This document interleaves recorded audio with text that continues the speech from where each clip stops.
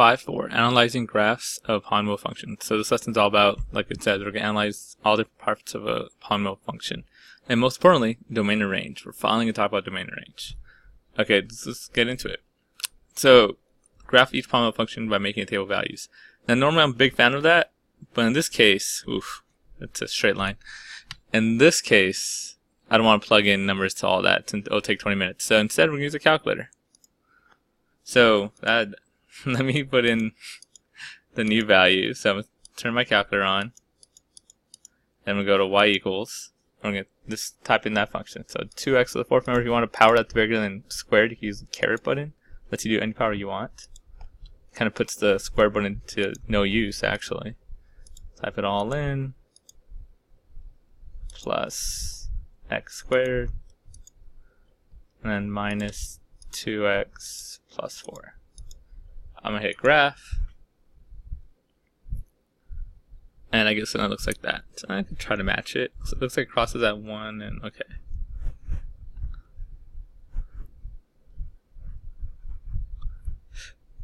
Where this is at 1, 2, 3, 4. It looks something like this. Not the best graph in the world. They wanted a table of values. You actually do that on your calculator also. Let's bring my calculator back up. If you notice the blue words, there's table right there. So second table. Then you go like this. Assume these are all the values. So like when it does hit 0, you have 2, 3. Those are all your table values. So that's the way that works. That's why we're going to graph polynomial functions. Now let's talk about a couple of things before I move on. We're going to talk about how to find the zeros, or the x-intercepts, right? Also known as roots. Let's just say real zeros. In this case, that one's easy. It was at 1. We had 1, 0. If we look at just a graph, I have no idea where that one's at. Right? It looks like it's between 2 and 3.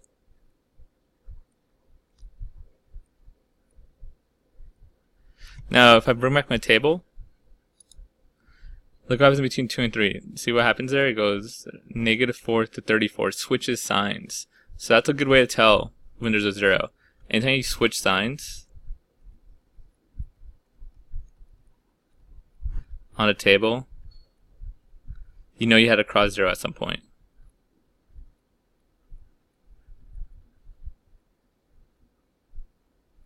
Right? The only way I could get from down here to up here is I had to cross the x-intercept, the x-axis at some point. So there has to be a 0 there.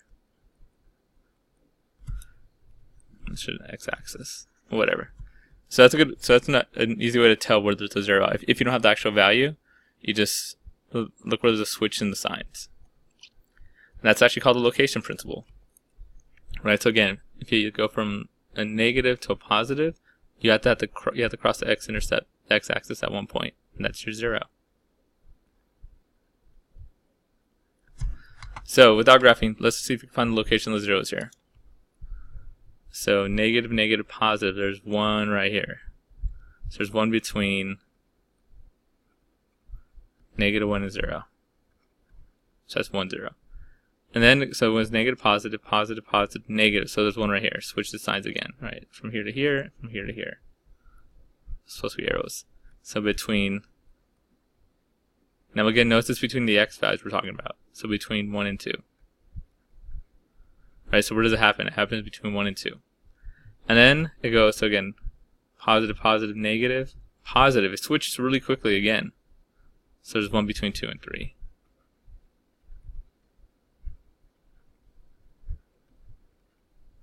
So this one has 3 zeros. Right, so really easy way to check is if you have a table, just look at the sign changes. And that's going to come up a lot, especially in calculus. You want to look at the sign changes. Those are your zeros. Okay, let's move on. Max and min points of a function. So, a couple of things. Some graphs have a max and a min. If you remember when we did parabolas, that was the max. There's no highest point, no higher point than that. If you're upside down parabola, that was a min. But I also want you to notice that this has no min, right? The one right here. it goes down forever, so there's no min in this case. And this one had no max. It went up forever. So if I give you a graph that kind of goes like this, there's no min or max. There's points we care about though. I care about this point right there.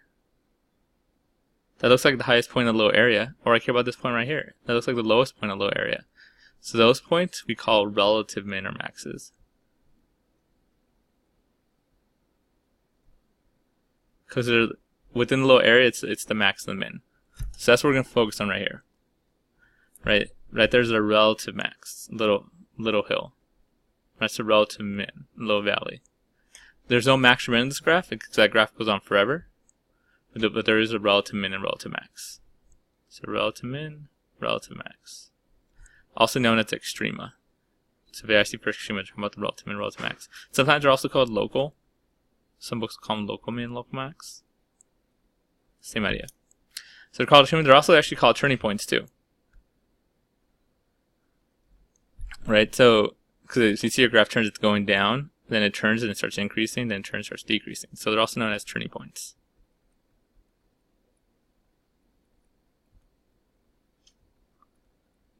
And there's a special formula right here. The degree of the polynomial equals turning points plus 1. I should say the lowest degree of the polynomial. So look at the one right here. We have 2 turning points. So you go 2 plus 1, and I get 3. My lowest degree of this is x to the third. Which makes sense, right? Like that's an odd function. Starts on the bottom and switches, goes on top. The reason it's the lowest degree, not just degree, is because some graphs are kind of weird. Like if I give you x squared, that looks like this. But if I give you a power function x to the 4th, it also looks the exact same way. So I'm not sure about the imaginary numbers that come in. So we always say it's the lowest degree. That's what it is. It's the lowest degree possibly. It could be higher, but the lowest it could possibly be is x cubed in this case. So that's the form we're going to need to know. Lowest degree equals turning points plus 1. So keep that in mind. Okay, so in this problem, we're going to find a couple things, but it actually says right here, find domain and range. So let's talk about domain and range. I'm actually going to scroll to the bottom of my notes so I can add some stuff to it. There we go. Get there eventually. Here we go. I want to do some examples of domain and range, and we'll talk about what domain and range means on a graph. So domain, range. Let's do some examples real quick. It's like this.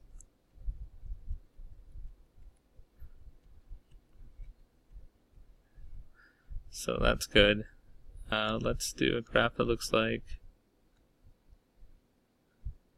that.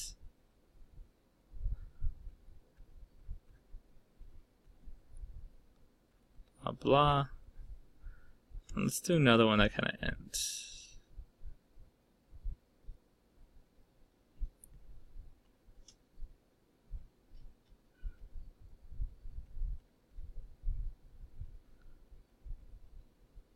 So into that effect. And actually I'm going to throw one more in there.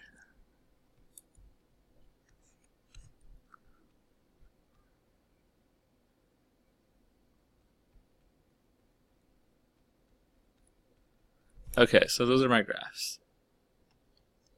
So if you remember what domain is, domain has to affect x values.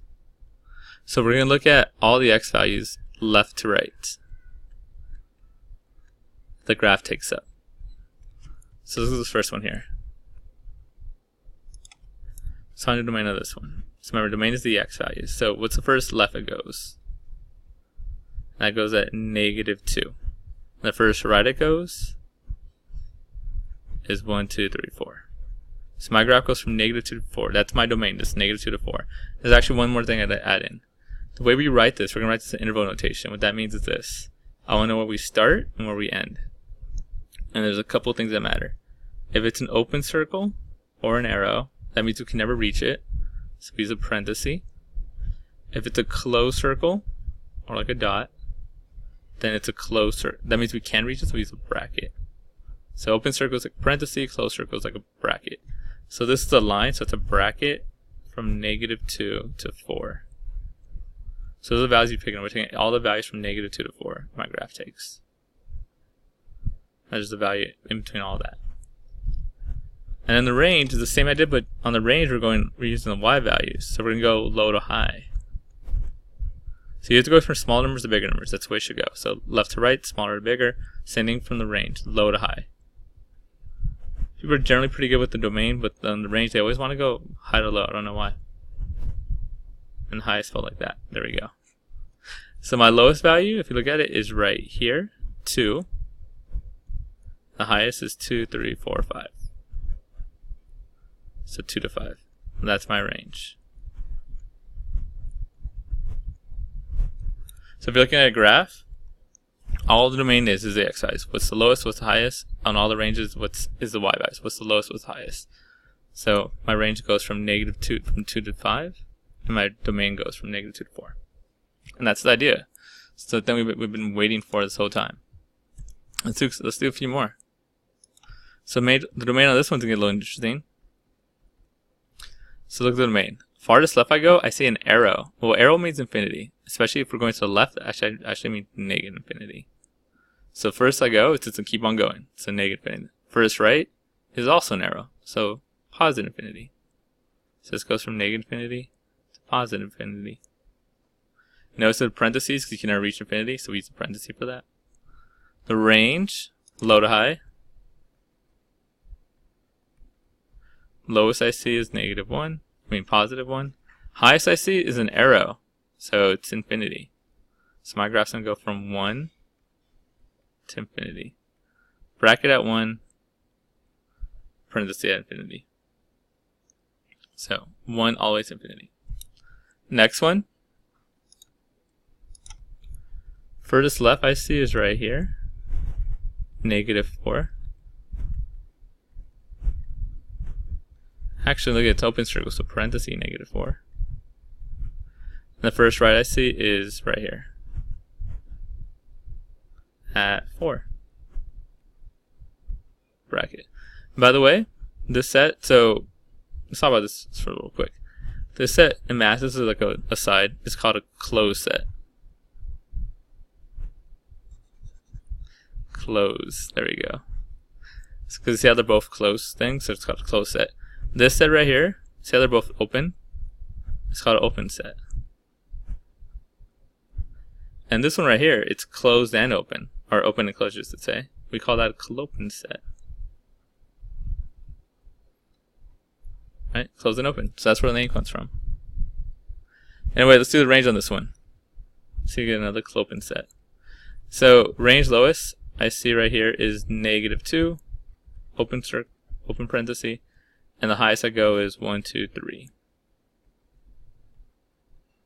So there's that set. Again, another clopen set.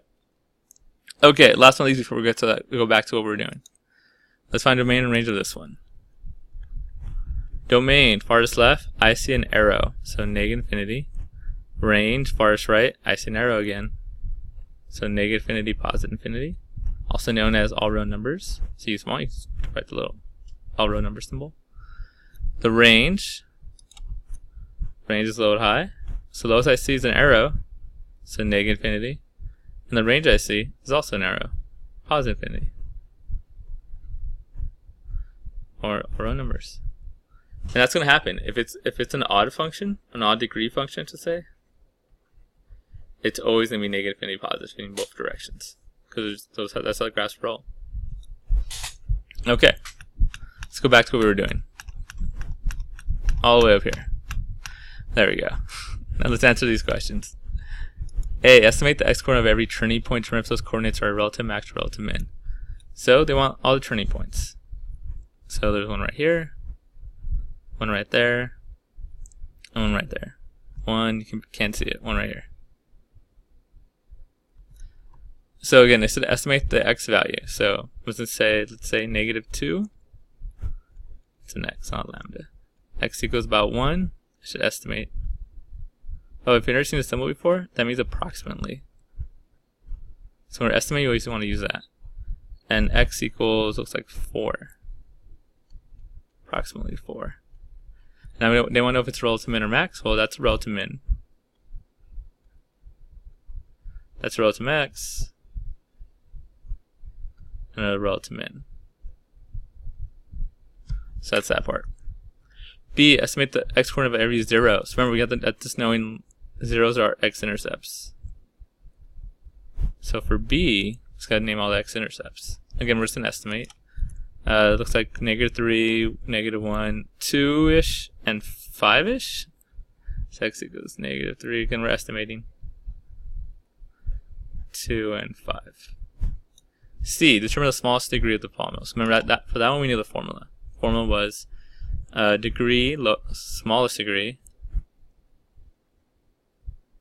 equals turning point plus 1. Well, we have 3 turning points. So C is going to be 3 plus 1, or 4. It's the fourth. It's an x to the fourth graph, at the very least. And look at it, makes sense. It's an even function, right? They both go up. Find a domain and range of the function. So the thing we just talked about. Okay, so let's do domain first. Domain, farthest left, negative infinity. I see an arrow. Farthest right, arrow again, positive infinity. Range, low to high. I actually have a lowest point, -75 looks like the lowest. Highest point, not this. That's a relative max, but there's actually higher over here. It's infinity, arrow. So another clopin set. -75 to infinity. And that's the domain range. A couple things. The domain for this chapter should always be all row numbers, negative infinity, positive infinity, because polynomial functions always have that domain. They never stop. So let's do another example to practice.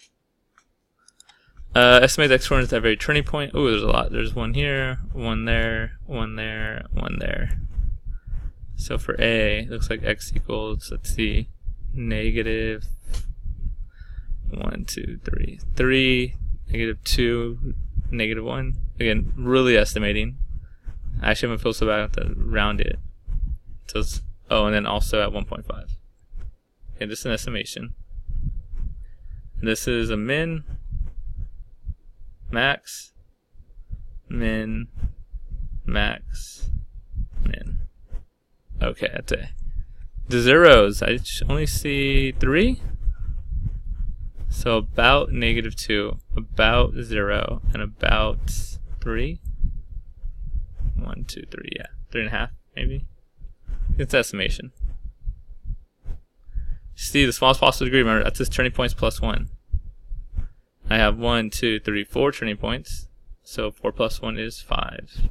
Smallest possible degree is 5. Again, it makes sense. It should look like an odd function. And it does. D, domain and range. Domain, farthest left, farthest right. We should actually know this already. It's all row numbers. Negative infinity to positive infinity. Every single time this chapter, right? It's never going to end. Now, this is an odd function. If you remember what I said earlier, that's not actually the exact same thing, because the lowest is an arrow, the tallest is an arrow. That's how odd functions roll. Right, so that's my domain and range. Let's look at one more, and I'm not going to do the whole thing, because I think the first part of it's easy, but let's just look at the domain and range. Just to practice that a little bit more.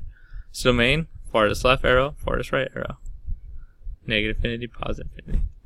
Range, you might say it's this, but arrows keep on going on forever. They don't show it, but they do. So if you see an arrow, that's always the winner. Negative infinity. Highest is right there, which is 1, 2, 3, 4. So negative infinity, again, low to high to 4. So that's my domain range for that one. Okay, let's move on. Oh, this is going to be fun. So in this one, sketch a graph polynomial function with the following characteristics. So it's, all they give us is this. So based on this, we have to try to draw a little sketch of what's happening. So let me try to give myself a little, something like that, I guess. Probably one down here also. Okay, that's not what I wanted it to do. I don't know why I did that. Okay, so look what they tell us. It's an even function, right? So you got to go. What does that tell me? Well, that tells me it either looks like this, right? They both go the same direction. That's what even tells me. My zeros, you got to remember, what's a 0? It's an x-intercept. So let me mark off some markings here. So I should have an x-intercept by -2. one at 1, at 3, and at 5. And now I know it's an even function, so it's your choice. You can start on top or bottom. I think most people like to start on top, so we'll start on top. Now all we're going to do is go through them all. So go through it, curve, go through it, curve, go through it, and go through it. And look at it. Looks like an even function, right? They both end the same way. And that's it for that one. Right? Just use what you know, fill it in. So send me to the next one. So like that, I guess. No, okay. So in this one, they always make me mark it to lose it for some reason. Blah blah blah. So, oh, big road, I know. A 5-degree function. So that right there tells me a couple of things. Right, 5 degrees. It means that it's an odd function. So it's like this. Right, or it can look the other way. You know, whatever you want. Some people might say, oh, you have to have 4 turning points. It's a 5th-degree function. Not necessarily. Remember, that's if you have 3 turning points, the lowest it could be is x to the 4th. Like, you can actually have lower turning points and still be a 5th degree. Other way around is where it is. If they tell you no more turning points, that has to be lowest. Anyway, zeros are at -4, -1, so let's throw out -4. Remember, zeros are x-intercepts at -1 and at 3. And they give us one more thing this time. It's the max is at -2. So remember, the max looks like it's like that. So -2 should draw a max somewhere, probably up here. So we have that. Now in this case, I actually start from the max because I don't want to mess with my things. So I'm gonna start here. And just try to connect the rest, right? So go down through there. I'm gonna go through this one. I gotta connect through that one, and I get that. And look at it, does follow an odd function.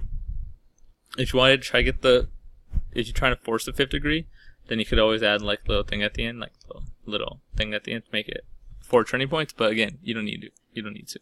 So there's that one. Let's do one more. An even function with a minimum of x equals 3 and a positive linear coefficient.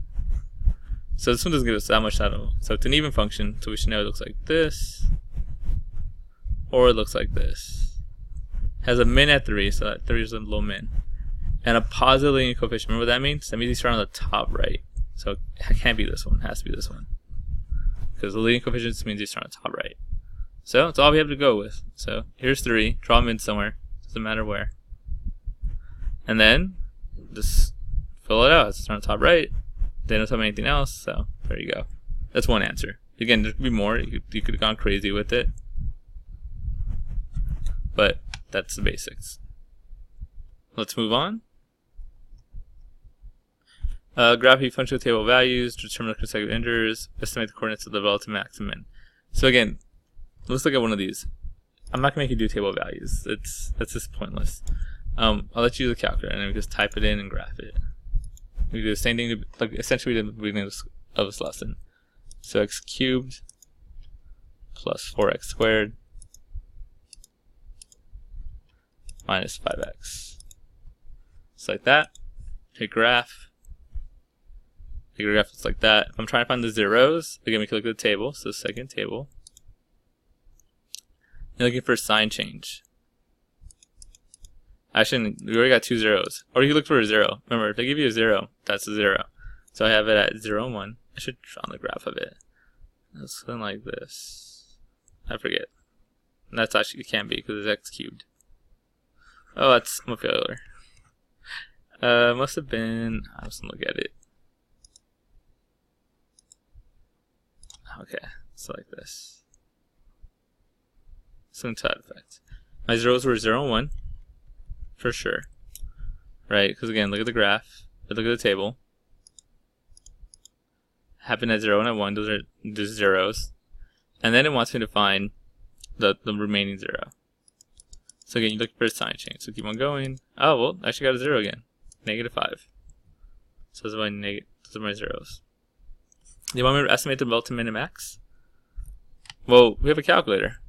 So if you want to find the min and max with the calculator, all you have to do is second calculate and go to min or max. I'm not sure if we did this before, but we do it the exact same way as finding 0. So let's say we do the min first. So min is right here, right? So I like to go to the min, then go low left bound, go back to the min, go a little right of it. Gives it a nice little area to check for the min. Hit enter. My min's at 0.5 and negative 1.3. Estimate the x coordinate, so I just need the x coordinate of the min. It was relative min, I should say. 0.57. And then relative max. So relative max happens, I can't really see it, but that doesn't matter. I could fix my graph if I want, my window. But really, I know where it's at. I just gotta go close to it. So it's up here somewhere. Just gotta go left until I see it. Come on. There you go. So right, that's left of the middle, the max. Then move it right. Come on, go in. See, now it's on this side, right? So that's definitely left and right of the max. So hit enter. And I get negative 3.18. Again, it's one of the x value. It's my relative max. So there we go. That's how you use a calculator to find the relative min, relative max, find the zeros that you want. You can also just find the actual zeros in your calculator. But anyway, that's the idea. Let's get past that. The same thing. This is just what we just did. Find the relative maximum using a calculator. Showed you that already. Let's go to an application problem. So let's look at this problem. I like these. The deflection d of a 10-foot long diving board can be calculated using the function this, where x is the distance from the diving board. Again, super important. X is this between the diver and the stationary end of the board and the feet. So they're saying, like, if x is 2, that means you're 2 feet away from this box right here. That'd be x, right? So that's all it's saying. How far are you from the base of it? Make a table of values for the function 0 to 10. So again, I'm not going to make you make a table of values. We could use a calculator. It's the same thing, because if you made a table of values, you can be plugging into your calculator anyway. So 0.15 x squared minus 0.0005 x cubed. So I get that. Now they only want it between 0 and 10, so that I am going to do that. I'm going to fix my window there. That's going to affect me. Fix the window. So my x min and my x max. X min should be 0. X max should be 10. So it does affect my graph somewhat. Let's go to window before I graph it. I want that to be 0 and 10. I don't know about the y, they didn't give me any information, so let's see how the graph goes. So I can like that. So graph the function. Looks like this. If I really want the table again, I could find it. There's a table. Scroll up. Whoops. Scroll down. Get the values you want. Come on, come on, come on. Right, there you go. And at 10, it's like 11.3. What does the end behavior graph suggest as x increases? Well, let's look at it, right? So here's x. Here is the distance of the board, right? How, like, and again, distance is how, like, floppy it gets. Well, it looks, based on the graph, as x increases, the floppiness is an increase. That it will, end behavior suggest, what does the end behavior of the graph suggest about as x increases? That d will increase. That d will increase. Okay, will this trend continue indefinitely? Anytime they ask you this question, 99% of the time it's be no. Explain your reasoning. Well, there's only so much the board could be. Like that d can be like 200 feet. Like that, the board's only so much. It's only 10 feet long. So the max it could be is probably something under 10. So board is not infinitely long. It's any side effect. Alright, so anytime I'm going to ask you, does this trend continue indefinitely? Most of the time, the answer to be no. Look at the problem, see what's going on, but most of the time it's going to be no. Let's see if we can do another one real quick. The annual compact disc sales, those are CDs, people. These have CDs. They're modeled by the quadratic function list, where x is the number of years after 1995, and that's annual sales. Graph the function between 0 and 10. So I just typed that in again. I'll do it real quick. So I typed it in. Let's talk about x number. Let's talk about what x and y are, because I kind of skipped that. X is the number of years after. So x is years and f is sales. Okay, let's graph this. See what it looks like. Come on, CD industry. Don't let Tower Records down. And it's taking forever to graph. And I don't see a thing. That's great. Zoom. Let's go zoom fit. See what's up. Come on.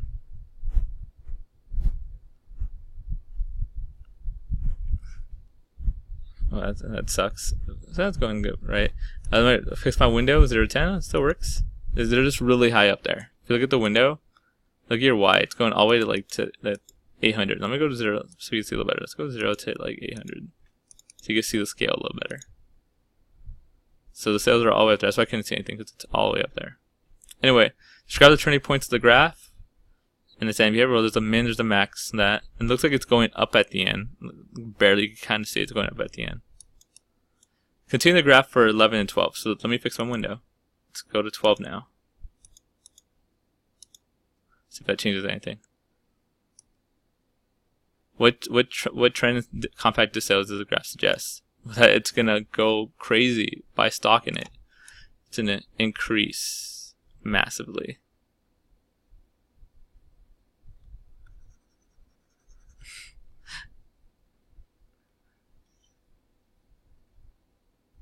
It's increased massively. Is it reasonable to continue? Again, most times it'd be no. New technology is probably a good reason why. New technology like the iPod or the iPhone is gonna kill the CD star. Anyway, that's a lesson.